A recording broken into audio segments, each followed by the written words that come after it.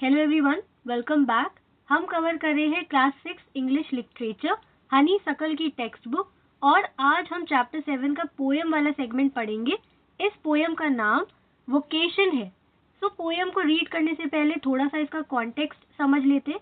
इस पोएम को रविंद्रनाथ टैगोर ने लिखा है, जो कि एक Bengali poet, composer, writer, philosopher, painter थे और उन्हें लिटरेचर कलेक्शन गीतांजलि के लिए नोबेल प्राइज भी मिला था in the year 1913। in the year 1913 ये इसलिए भी सिग्निफिकेंट है क्योंकि रविंद्रनाथ टैगोर पहले भारतीय थे जिन्हें नोबेल प्राइज की अवार्ड से ऑनर किया गया था।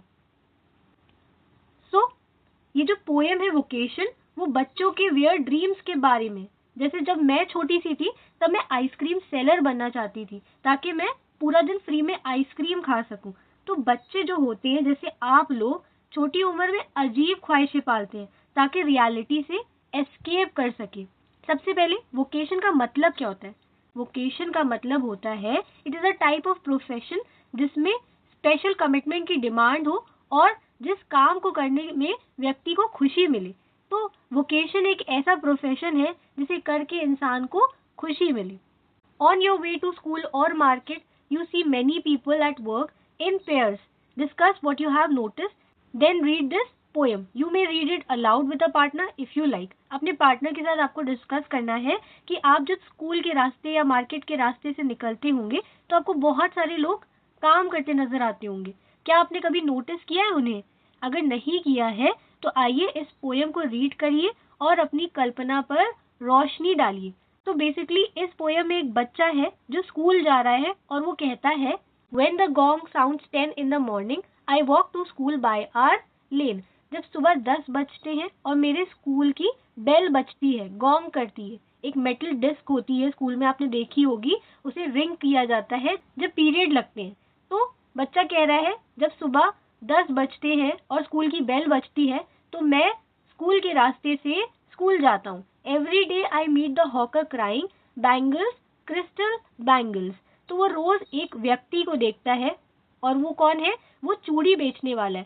सो हॉकर उन लोगों को कहते हैं जो एक जगह पर बैठ कर नहीं पर इधर उधर जाकर सर्विस या गुड्स प्रोवाइड करते हैं, चीजें बेचते हैं। तो वो रोज एक चूड़ी बेचने वाले को रोज देखता था और जो चिल्लाता हुआ जाता था, चूड़ियां, कांच की चूड़ियां। There is nothing to hurry him on, there is no road he must take.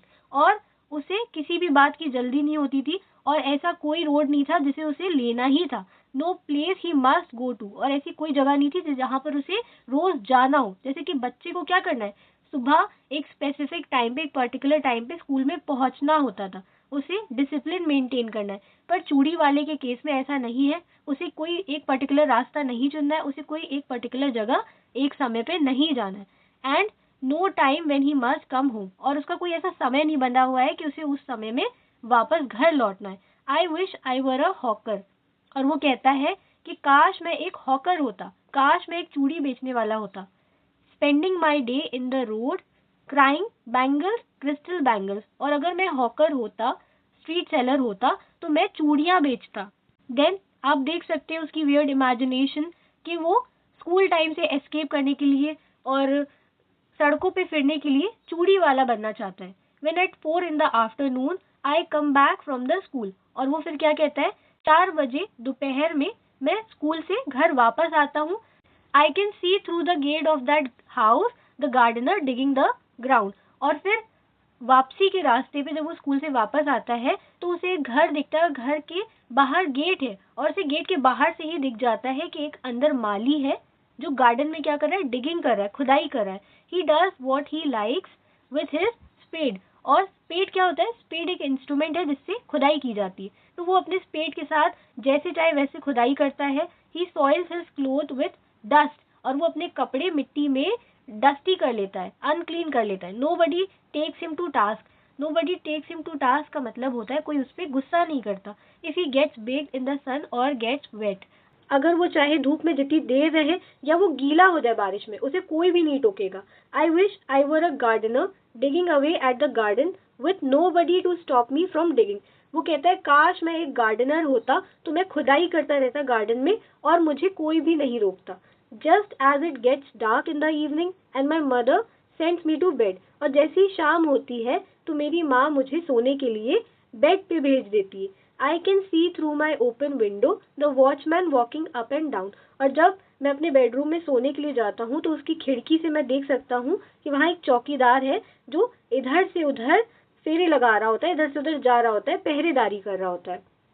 The lane is dark and lonely, and the street lamp stands like a giant with one red eye in its head. तो यहाँ पर street lamp जो है, सड़क पे जो रोशनी वाले lamp होते हैं खंबे, उसे ये जो पोएट है वो एक जाइंट से कंपेयर कर रहे हैं कि उसकी बल्ब कैसा है, एक रेड आई की तरह है, एक जाइंट की रेड आई की तरह है, और सड़क बहुत ही डार्क है।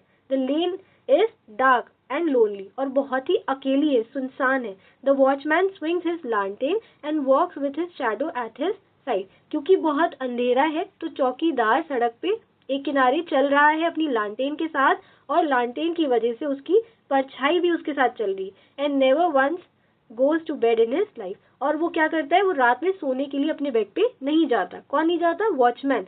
आई wish I were a watchman walking the street all night. और फिर बच्चा कहता है, काश मैं एक चौकीदार होता, वॉचमैन होता, तो मैं पूरी रात बाहर फिरता रहता, chasing the shadow with my lantern, और मैं अपनी लैंटेन के साथ शैडो का पीछा करता रहता। वो ऐसा क्यों कह रहा है? क्योंकि शाम होते ही उसकी मम्मी उसे ज़बरदस्ती सुला देती है, तो वो ये सोच रहा है अगर वो वॉचमैन होता तो उसे ज़बरदस्ती सोना नहीं पड़ता। तो बच्चे हैं तो वियर्ड इमेजिनेशन रखते हैं। मिट्टी से खेलने से वो गंदा हो जाता, और उसे मिट्टी से खेलना पसंद था तो वो गार्डनर बनना चाहता था। उसे डिसिप्लिन से, ये जो टाइम पंक्चुअलिटी है, उससे भागने के लिए वो क्या बनना चाहता था? स्ट्रीट हॉकर बनना चाहता था।